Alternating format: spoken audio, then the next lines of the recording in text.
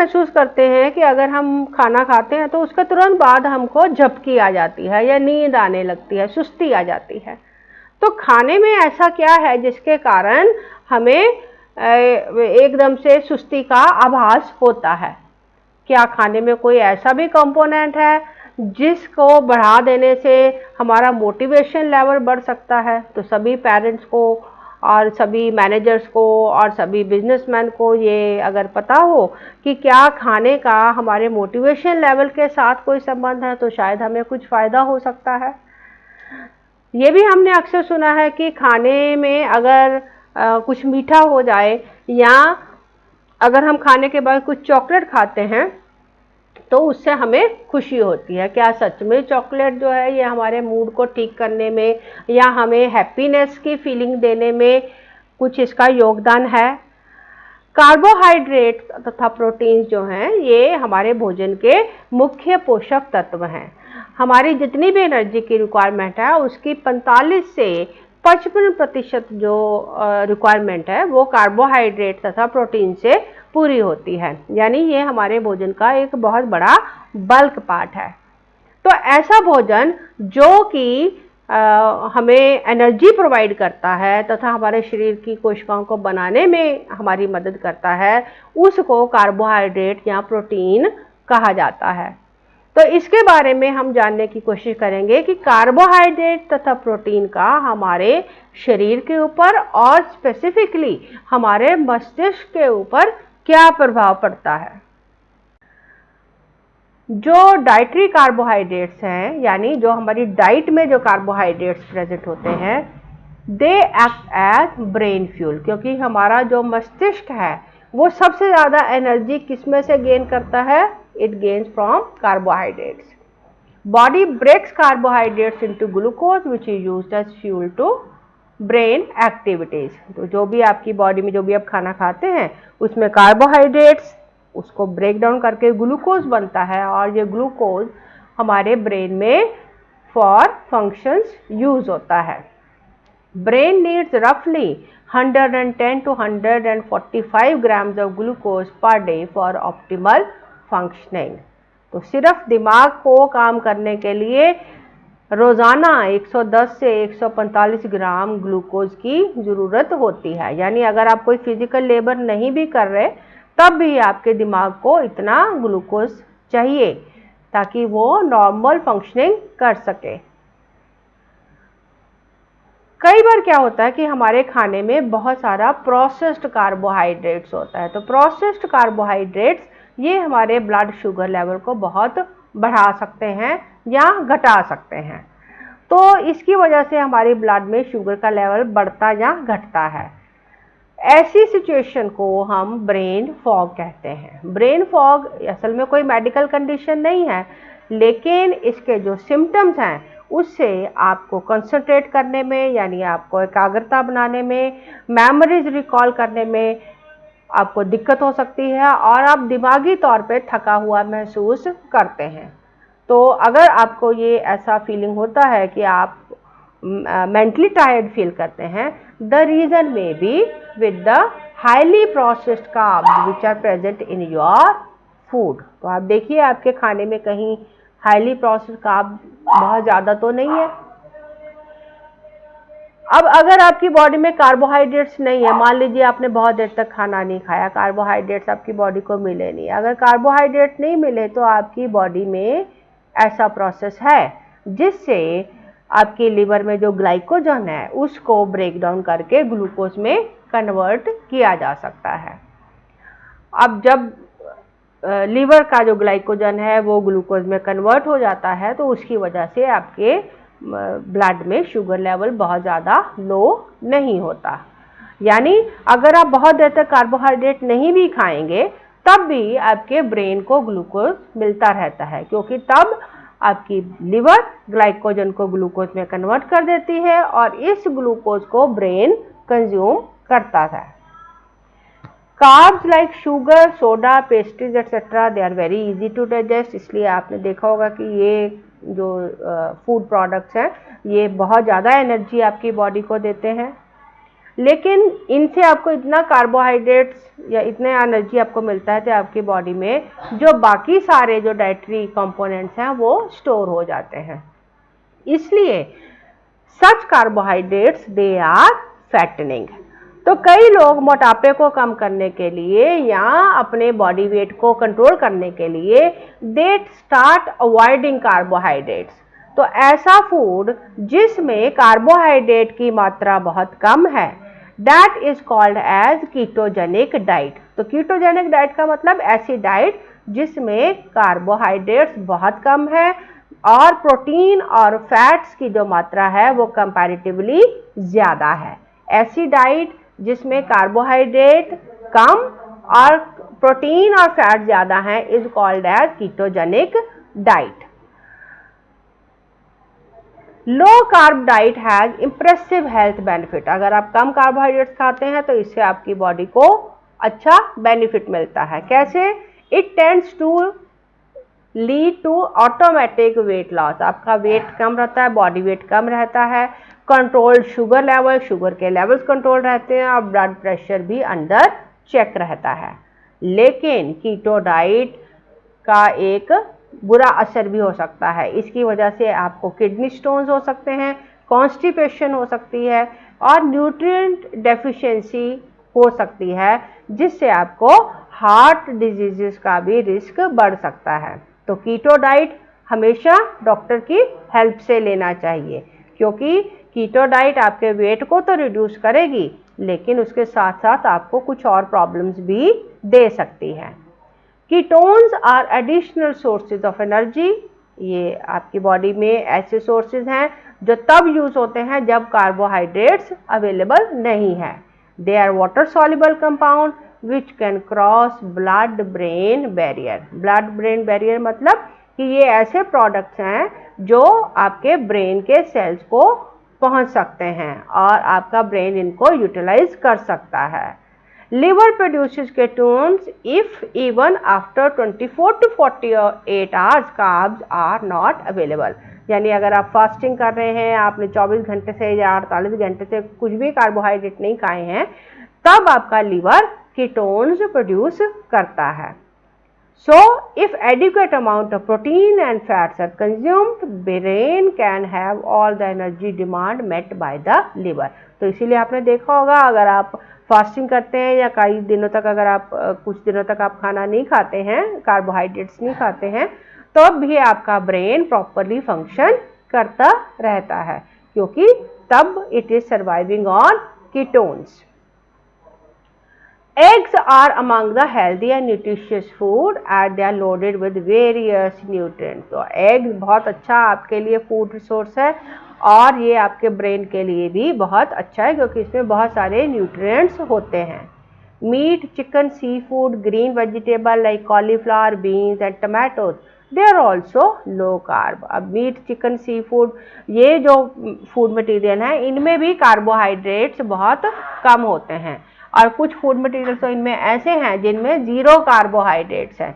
तो they are always good for your body. अब दूसरी हम बात करते हैं प्रोटीन्स की कि ऐसी कौन सी प्रोटीन्स हैं जो हमारे फूड में प्रेजेंट होती हैं और हमारी बॉडी के लिए अच्छी हैं। डाइटरी प्रोटीन्स मेन कंपोनेंट रहता है फूड का। ये कार्बन, हाइड्रोजन, ऑक्सीजन और नाइट्रोजन के कंपाउंड्स हैं और आपकी बॉडी में जो प्रोटीन्स हैं उसमें लगभग 20 अलग अलग तरह के अमीनो एसिड्स प्रेजेंट होता है। अमीनो एसिड बोलें तो amino acids are components of protein, यानी प्रोटीन अमीनो एसिड से मिलकर बनी होती हैं। तो अलग अलग तरह के 20 अलग अलग तरह के अमीनो एसिड्स आपकी बॉडी में प्रोटीन्स में होते हैं। जब प्रोटीन्स आपकी बॉडी में बर्न करती हैं they also lead to glycogen, और glycogen it can be used as a fuel for the brain. लेकिन प्रोटीन्स का जो ग्लाइकोजन है ये अभी हमने पहले भी पढ़ा इसी पार्ट में कि पहले कार्बोहाइड्रेट्स आर कंज्यूम्ड, और कार्बोहाइड्रेट अगर नहीं मिले बॉडी को then liver converts glycogen into glucose. So protein are secondary resources of energy for the body. तो अभी जो हमने 20 अमीनो एसिड्स के बारे में बात करी उनमें से 9 अमीनो एसिड ऐसे हैं which are classified as essential. Essential इनको इसलिए कहा जाता है because they can not be made by our body, हम अपनी बॉडी में इनको बना नहीं सकते, इसलिए हमको इन्हें डाइट में, अपने फूड में लेना ज़रूरी है। और अगर हम इनको डाइट में नहीं लेंगे तो क्योंकि ये बहुत इंपॉर्टेंट कंपोनेंट है हमारी बॉडी के, इसलिए उनकी वजह से अगर नहीं हमें मिलेगा नहीं है तो हमें कोई ना कोई डिजीज़ हो सकती है या कोई ना कोई हमारी बॉडी में इम्पेयरमेंट डेवलप हो सकता है। That is why they are called as essential amino acids. तो देख लेते हैं ये 9 अमीनो एसिड्स कौन से हैं। ये हैं histidine, tryptophan, phenylalanine, isoleucine, leucine, lysine, methionine, threonine and valine. तो ये 9 ऐसे अमीनो एसिड हैं जो आपकी डाइट में प्रेजेंट होने चाहिए। क्यों होने चाहिए? क्योंकि isoleucine is important for immune function, ये आपकी बॉडी की इम्यूनिटी को बढ़ाता है। Threonine is important role it plays in fat metabolism and immune action. तो आपकी बॉडी के फैट मेटाबॉलिज्म यानी फैट्स को कंज्यूम करने में थ्रियोनाइन का एक इम्पॉर्टेंट रोल है। Similarly, leucine, it regulates blood sugar level. Valine, it help in energy production. और लाइसिन और मिथेनिन ऐसे अमीनो एसिड्स हैं जो मिनरल्स को एब्जॉर्ब करने में हेल्प करते हैं। जैसे lysine, it help in absorption of calcium and methionine, it help in absorption of zinc. तो अगर ये अमीनो एसिड्स आपकी बॉडी में नहीं प्रेजेंट होंगे, आपके फूड में नहीं होंगे तो बॉडी में नहीं होंगे तो कैल्शियम और जिंक का absorption will be not proper. और जिंक जो है ये एक बहुत इंपॉर्टेंट मिनरल है आपके ब्रेन की प्रॉपर फंक्शनिंग के लिए। तो ये हो गई 6 अमीनो एसिड्स के बारे में बात। बाकी के जो 3 अमीनो एसिड्स हैं वो इससे भी और ज़्यादा ब्रेन के लिए इम्पॉर्टेंट हैं। जैसे histidine, histidine is used to produce histamine, tryptophan is used to produce serotonin, phenylalanine is used to produce tyrosine। अब ये जो हिस्टिडीन, ट्रिप्टोफैन और फिनाइलएलानिन है ये हैं एसेंशियल अमीनो एसिड। और histamine, serotonin, tyrosine, dopamine, epinephrine, norepinephrine ये neurotransmitters हैं। न्यूरोट्रांसमीटर्स मतलब ऐसे proteins which are present in the neuron, which are present in your brain and in your nervous system. तो ये जो न्यूरोट्रांसमीटर्स हैं इनका फंक्शन अलग अलग तरह से आपकी बॉडी के स्टिमुलसेस को, रिस्पॉन्सेस को मैनेज करना है, क्योंकि ये जो नर्व इम्पल्स है उसको एक से दूसरी जगह पे ले जाने में हेल्प करते हैं। You can know more about neurotransmitters by watching the video where we have discussed nerve impulse conduction। तो न्यूरॉन्स के बारे में बहुत सारा वीडियो मटेरियल अवेलेबल है, आप उसमें से पढ़ के जान सकते हैं। या आप फिलहाल के लिए इतना समझ सकते हैं कि ये हमारे ब्रेन की प्रॉपर फंक्शनिंग के लिए बहुत ज़रूरी हैं। और जो टायरोसिन न्यूरोट्रांसमीटर है ये डोपामिन, एपिनेफ्रिन और नॉरएपिनेफ्रिन को कंट्रोल करता है, इनकी प्रोडक्शन को कंट्रोल करता है। तो इस तरह से ये जो 3 हमारे पास एसेंशियल अमीनो एसिड हैं ये 1 2 3 4 5 6 मेन न्यूरोट्रांसमीटर्स को कंट्रोल करते हैं। तो अगर ये नहीं होंगे तो neurotransmitters will not be working properly. तो अगर न्यूरोट्रांसमीटर प्रॉपरली फंक्शन नहीं करेंगे तो आपके बॉडी के जो नर्व इम्पल्सेस हैं या functioning of brain will not be proper. So let us talk about them in detail. पहले बात करते हैं हिस्टिडीन की। Histidine it is used to produce histamine. Histidine amino acid है, हिस्टामिन न्यूरोट्रांसमीटर है। और ये जो हिस्टामिन है इसका फंक्शन क्या है? ये इम्यून रिस्पॉन्स है यानी इम्यूनिटी जनरेट करने में हेल्प करता है। इम्यूनिटी मतलब fighting with the foreign germs and chemicals. और इसके साथ साथ it is important in sleep wake cycle. आपकी बॉडी में एक बॉडी क्लॉक रहता है, इंटरनल क्लॉक है जिससे आपकी बॉडी प्रॉपर फंक्शन करती है, जिसको हम सर्काडियन साइकिल बोलते हैं। You can know about circadian cycle more, आप डिटेल में पढ़ सकते हैं, इसी चैनल पे वीडियो अवेलेबल है, आप उसको पढ़ के जान सकते हैं कि ये स्लीप साइकिल जो है ये भी हमारी प्रॉपर बॉडी फंक्शनिंग के लिए बहुत ज़रूरी है और इसको कंट्रोल करने में हिस्टामिन इज इम्पॉर्टेंट। और इसके साथ साथ it is critical for maintaining the myelin sheath. Myelin sheath मतलब जो लेयर ओवर द एक्सॉन है। हमने पढ़ा था नर्व सेल्स के बारे में, डिफरेंट दो तरह के नर्व सेल्स हैं, माइलिनेटेड और नॉन माइलिनेटेड। तो माइलिन शीथ को मेंटेन करने के लिए यानी बनाए रखने के लिए भी हिस्टामिन इज वेरी इंपॉर्टेंट। और माइलिनेटेड जो नर्व सेल्स हैं they help in quick conduction of nerve impulse. तो ये मैंने डिस्कस किया है जहां मैंने नर्व सेल के स्ट्रक्चर के बारे में, ब्रेन के पार्ट्स के बारे में डिस्कस किया है। तो you can find more information about this from there. फिलहाल यहाँ पे हम याद रखेंगे कि हिस्टामिन के 3 इंपॉर्टेंट फंक्शंस हैं। ये इम्यूनिटी रिस्पॉन्स में हेल्पफुल है, स्लीप वेक साइकिल में इंपॉर्टेंट है, और ब्रेन की बात करें तो ये माइलिन शीथ को बनाए रखने में बहुत इंपॉर्टेंट है। सिमिलरली दूसरा अमीनो एसिड देखते हैं ट्रिप्टोफैन। ये प्रिकर्सर है सेरोटोनिन को। सेरोटोनिन को हैप्पी हार्मोन भी बोला जाता है। ये एक ऐसा न्यूरोट्रांसमीटर है जो आपकी एपिटाइट यानी खाने की जो भूख है, भूख की जो क्षमता है उसको कंट्रोल करता है, स्लीप साइकिल को कंट्रोल करता है और मूड को कंट्रोल करता है। और अगर आपकी बॉडी में लो सेरोटोनिन लेवल्स हैं then it can lead to depression और स्लीप डिस्टर्बेंस। यानी ट्रिप्टोफैन जो आपकी बॉडी में एक तरह का प्रोटीन यानी कि एक एसेंशियल अमीनो एसिड है, वो आपके मूड और स्लीप को इम्पैक्ट कर सकता है। तो ये इससे हमें जानकारी मिलती है कि प्रोटीन्स कितनी ज़रूरी हैं हमारी बॉडी के लिए, हम कितना ज़रूरी है कि हम अच्छा पौष्टिक खाना खाएं। फिर बात आती है फिनाइल एलानिन की। Phenyl alanine it is found in cheese, chicken, Turkey, fish, dairy products and other high protein foods. और ये जो फिनाइल एलानिन है ये प्रिकर्सर है, पार्ट है टायरोसिन का। यानी फिनाइल एलानिन अमीनो एसिड से टायरोसिन कैन बी सिंथेसाइज्ड, और अगर ये नहीं होगा तो tyrosine will not be properly made. और टायरोसिन एक न्यूरोट्रांसमीटर है जो कंट्रोल करता है अलर्टनेस, अटेंशन, फोकस और आपका मूड।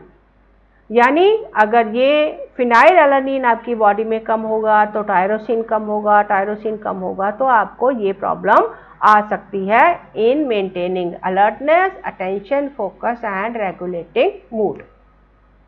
और इसके साथ साथ ये और न्यूरोट्रांसमीटर बनाने में भी हेल्प करता है। जैसे tyrosine it helps in making of dopamine, epinephrine and norepinephrine. Let us try to understand what dopamine does. Dopamine जो है ये रिलीज होता है आपकी बॉडी, आपकी ब्रेन में जब आप रिवार्ड मोटिवेटेड बिहेवियर शो करते हैं। यानी आपको किसी चीज़ के रिवार्ड की जो खुशी है या आपको जो मोटिवेशन प्रोवाइड करता है दैट इज डोपामिन। और अगर डोपामिन कम है then it may be a symptom for Parkinson's disease. यानी पार्किंसन डिजीज में भी डोपामिन का प्रोडक्शन कम होता है। लेकिन अगर डोपामिन ज़्यादा है then it can lead to hallucinations and schizophrenia. Dopamine से आपको एक और वर्ड याद आएगा, डोप, जो ड्रग्स के साथ रिलेटेड है। फाइंड आउट करिए कि डोपामिन का डोप के साथ और ड्रग्स के साथ क्या रिलेशनशिप है। बट अभी फिलहाल हम बात कर रहे हैं डोपामिन की, जो कि रिवार्ड और मोटिवेटेड बिहेवियर को मेंटेन करने में या शो करने में आपको, आपकी बॉडी को हेल्प करता है। Then next comes norepinephrine which is also known as non-adrenaline, जो कि आपकी बॉडी में कॉन्टिन्यूसली रिलीज होता है, लेकिन इसके सर्कुलेशन में, बॉडी के ब्लड सर्कुलेशन में इसके लेवल्स कम होते हैं। और एक दूसरा हार्मोन है एपिनेफ्रिन जिसको एड्रेनालिन भी बोलते हैं, जो सिर्फ तब रिलीज होता है जब आपकी बॉडी स्ट्रेस में होती है। ये दोनों ही हार्मोन आपको फाइट और फ्लाइट रिस्पॉन्सेस में हेल्प करते हैं। नॉरएपिनेफ्रिन एंड एपिनेफ्रिन दोनों ही सिमिलर तरह के केमिकल्स हैं, दोनों ही हार्मोन की तरह भी एक्ट करते हैं और न्यूरोट्रांसमीटर की तरह भी हेल्प करते हैं। दोनों केमिकल्स जो हैं ये सिंपैथेटिक नर्वस सिस्टम का बहुत इंपॉर्टेंट रोल प्ले करते हैं। सिंपैथेटिक नर्वस सिस्टम मतलब हमने ये पढ़ा था जब हम नर्वस सिस्टम पढ़ा था कि एक सेंट्रल नर्वस सिस्टम है which consist of brain and spinal cord, and second is sympathetic nervous system which consist of different nerves जो आपके बॉडी के डिफरेंट पार्ट्स को सेंट्रल नर्वस सिस्टम के साथ कनेक्ट करते हैं, that is called as the sympathetic nervous system. तो उसमें ये नॉरएपिनेफ्रिन और एपिनेफ्रिन दोनों का बहुत इंपॉर्टेंट रोल है, and they are responsible for fight और फ्लाइट रिस्पॉन्स। फाइट और फ्लाइट रिस्पॉन्स को समझे तो जब भी कोई स्ट्रेसफुल कंडीशन आती है तो कुछ समय के लिए आपका माइंड इस चीज को डिसाइड करता है कि क्या किया जाए, फाइट किया जाए या भाग लिया जाए। फ्लाइट मतलब भाग जाना, फाइट मतलब फाइट करना, लड़ना। तो उस समय पे ये जो डिसीजन है that is because of production of these hormones. तो ये तब प्रोड्यूस होते हैं, जैसे अभी हमने पढ़ा था कि नॉरएपिनेफ्रिन जो है ये कॉन्टिन्यूसली आपकी बॉडी में प्रोड्यूस होता रहता है, आपकी बॉडी को एक्टिव रखता है। जबकि एपिनेफ्रिन जब स्ट्रेस कंडीशन है तो बहुत ज़्यादा अमाउंट में एकदम से आपकी बॉडी में रिलीज होता है, और इसकी वजह से आपकी बॉडी का जो ब्लड प्रेशर है, हार्ट रेट बढ़ जाता है, बीपी बढ़ जाता है, ब्लड शुगर लेवल बढ़ जाता है, ताकि आपकी बॉडी एकदम से प्रिपेयर हो जाए टू अटैक और टू फ्लाइट। तो उसमें क्योंकि आपकी बॉडी को प्रिपेयर करने में ये दोनों जो हार्मोन्स हैं ये बहुत हेल्पफुल हैं, इसलिए इनको फ्लाइट एंड फाइट हार्मोन भी बोला जाता है। अब ये हमने बात करी अलग अलग, जो हमने अमीनो एसिड्स की बात करी कि ये अलग अलग तरह के न्यूरोट्रांसमीटर्स की फंक्शनिंग में हेल्प करते हैं। जैसे एड्रेनालिन की हमने बात करी, ये फाइट और फ्लाइट रिस्पॉन्स इसका बहुत इंपॉर्टेंट है। सेरोटोनिन मूड और वेलबींग के लिए इंपॉर्टेंट है। डोपामिन प्रेशर और मोटिवेशन और रिवार्ड के लिए, रिवार्ड का जो मोटिवेशन रहता है उसके लिए इंपॉर्टेंट है। और नॉरएड्रेनालिन और adrenaline they are important in concentration and attention. तो ये सारा ही फंक्शन जो है they are related to neurotransmitters. इसके सिवाय कुछ जो नॉन एसेंशियल अमीनो एसिड्स हैं जो वैसे आपकी प्रोटीन में प्रेजेंट रहते हैं, they are also important for your brain, जिसमें कॉमन एग्जाम्पल आ जाते हैं GABA, acetyl choline and glutamate. तो गाबा जो है ये एक ऐसा न्यूरोट्रांसमीटर है विच हेल्प इन कामिंग और relaxing your body and it also help in focusing. और जबकि अगर इसका जो लेवल है वो बहुत कम हो then it can cause anxiety also, यानी एंजाइटी मतलब हर समय चिंता लगे रहने की जो सिचुएशन होती है। एसिटाइल कोलिन ये इंपॉर्टेंट है लर्निंग, मेमोरी और थॉट के लिए, और ग्लूटामेट ये भी इंपॉर्टेंट है लर्निंग, मेमोरी और डेवलपमेंट के लिए। तो देखते हैं कि ये किस तरह से हमारी बॉडी के लिए इंपॉर्टेंट है। जैसे GABA helps reduce anxiety and makes you feel more relaxed, यानी जो गाबा न्यूरोट्रांसमीटर है अगर इसका प्रोडक्शन सही होगा then it will keep anxiety low और आपकी बॉडी को रिलैक्स्ड रखेगा। लेकिन अगर गाबा का प्रोडक्शन कम है then anxiety will be more. L-theanine, an amino acid that can cross the blood-brain barrier and increase the activity of GABA। अब ये अमीनो एसिड है जो कि नॉन एसेंशियल अमीनो एसिड है, लेकिन ये ब्लड ब्रेन बैरियर को क्रॉस करके गाबा की सिक्रीशन को मॉड्यूलेट कर सकता है। इस तरह से ये non essential amino acid neurotransmitter की फंक्शनिंग को इफेक्ट करता है। और गाबा को इम्पैक्ट करने के साथ साथ it can increase the frequency of alpha waves in the brain which help you relax without making you feel tired, तो जिसकी वजह से आप रिलैक्स्ड फील करते हैं। सिमिलरली न्यूरोट्रांसमीटर एसिटाइल कोलिन के बारे में कि ये ऐसा न्यूरोट्रांसमीटर है जो मेमोरी और मेंटल फंक्शन को और ब्रेन फंक्शन को रेगुलेट करता है, शुगर लेवल को कंट्रोल करता है। और high level of acetyl choline अगर बहुत बढ़ जाता है acetylcholine then it can lead to cramps, increase salivation paralysis, diarrhoea and blurry vision.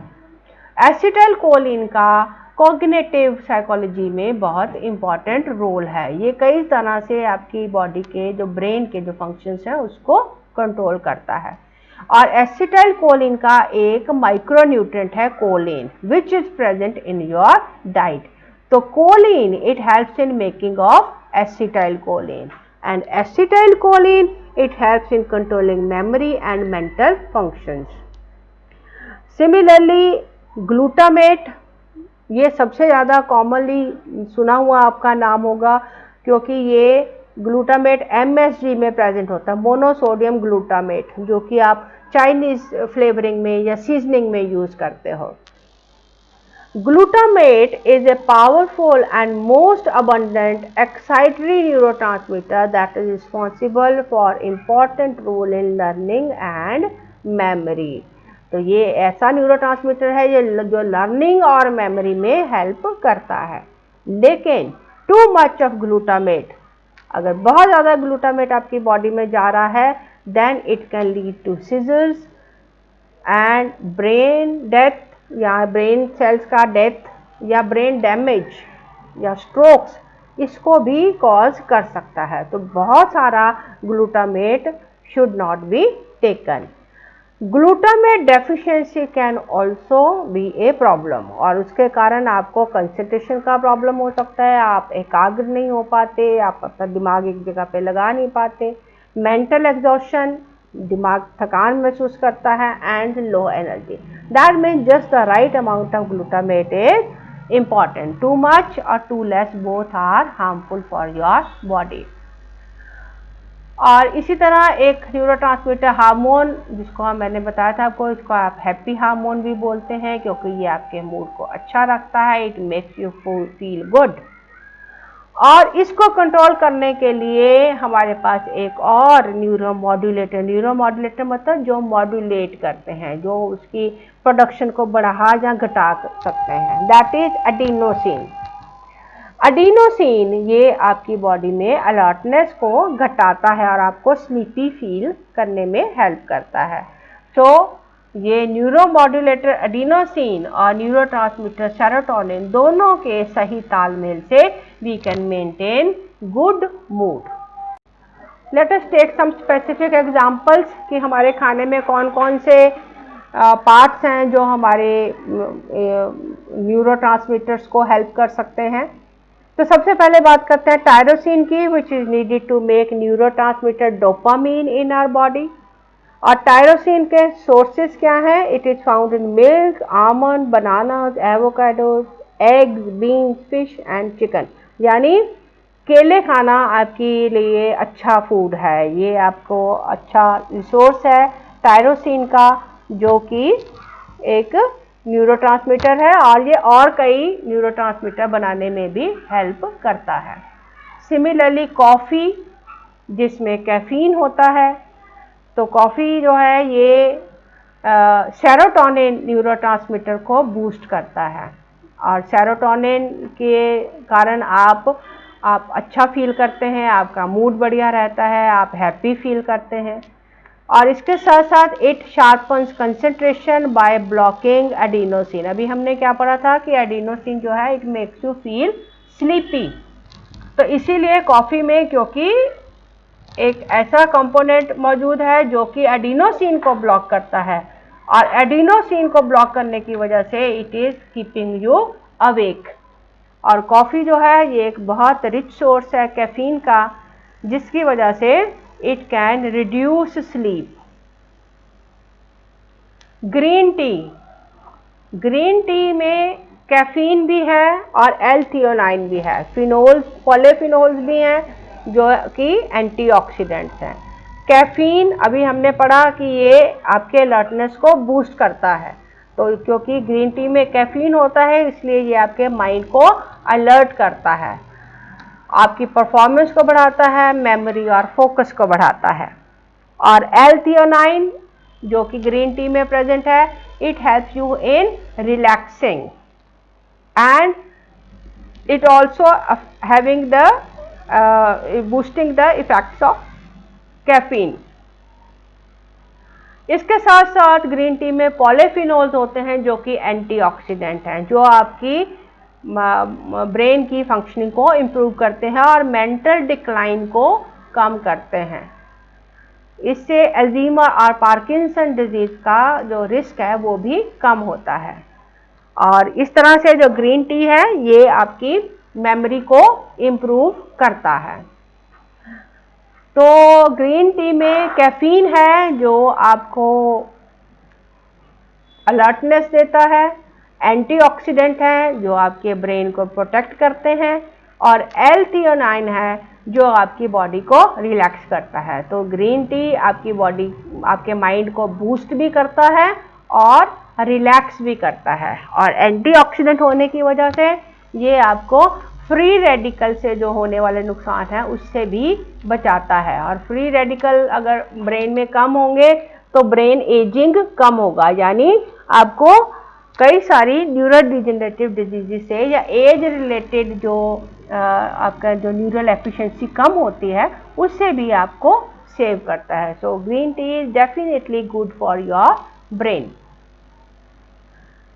Eggs are rich source of choline. अभी हमने बात करी थी कि एसिटाइल कोलिन का प्रिकर्सर है कोलिन। इससे अगर आपको एग से कोलिन मिलेगा तो कोलिन से acetyl choline can be prepared in your body, and acetyl Colin is a neurotransmitter which can regulate your mood and mental function. So that means acetyl choline के लिए आपको फायदा हो सकता है अगर आप अपनी डाइट में एग्स ऐड करते हैं। फिर मोनोसोडियम ग्लूटामेट, जिसको MSG बड़ा कॉमनली यूज़ करते हैं आजकल फ्लेवरिंग एजेंट में, कैंड फूड में, प्रोसेस्ड मीट में, ये ग्लूटामेट का प्रिकर्सर है। और हमने पढ़ा था कि मोनोसोडियम ग्लूटामेट में जो ग्लूटामेट है that can be utilized for making this neurotransmitter. लेकिन ग्लूटामेट का excess is also bad, so you should use MSG very carefully. MSG is found naturally in tomatoes, cheese, mushroom and soy also. So Yashomati YouTube channel पे आपको carbohydrate और proteins के effects के बारे में भी बहुत सारी जानकारी मिल सकती है। I hope you will enjoy that and you will find it informative.